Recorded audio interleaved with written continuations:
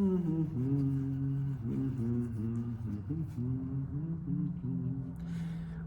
greetings, dear people of Normandale Lutheran Church. I was just cleaning off my glasses a bit because I realized that when they get fogged up by whatever debris and dirt might land on them, I'm unable to see very well. And sometimes I wonder, why is it that we cannot see what we perhaps choose not to see? This week, as we enter into worship for this coming Sunday on February the 25th, we will be reading in the central text of Mark's Gospel, chapter 8, verses 31 to 38. And I'm going to ask you in preparation for worship to read chapters 8, 9, and 10 of Mark's Gospel, for in there are three consecutive predictions, words from Jesus about his impending death at the hands of the authorities. And each time, the disciples are clueless. They just don't seem to understand that this is what Jesus has come to do, to die on the cross. And framing these three predictions of Jesus are two stories about someone who is blind being given their sight, being healed. Why is it that we cannot see what we choose not to see?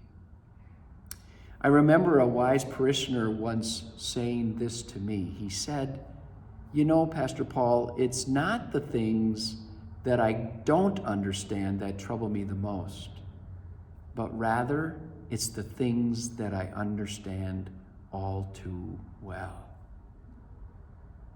When Jesus says, "Whoever wishes to come after me, let them deny themselves, take up their cross, and follow me. For whoever wants to save their life will lose it. And whoever loses their life for my sake and the gospel will save it." It's not the things that I cannot understand that trouble me most, but it is the things that I understand all too well.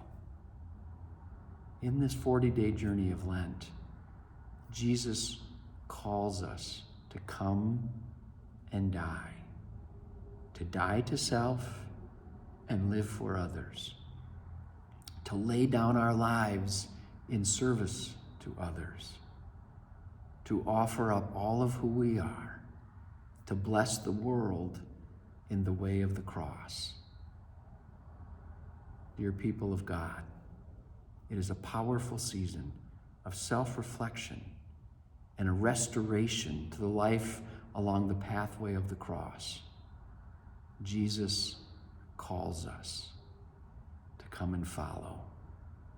And tonight on Wednesday, we begin our opening reflection in Wednesday worship, and we're going to be hearing about 20th century Christian martyr Dietrich Bonhoeffer, a powerful story of his participation in the resistance movement during World War II in Nazi Germany, spending the last 2 years of his life in prison and then being executed for his faithfulness to the call to take up the cross and follow Jesus.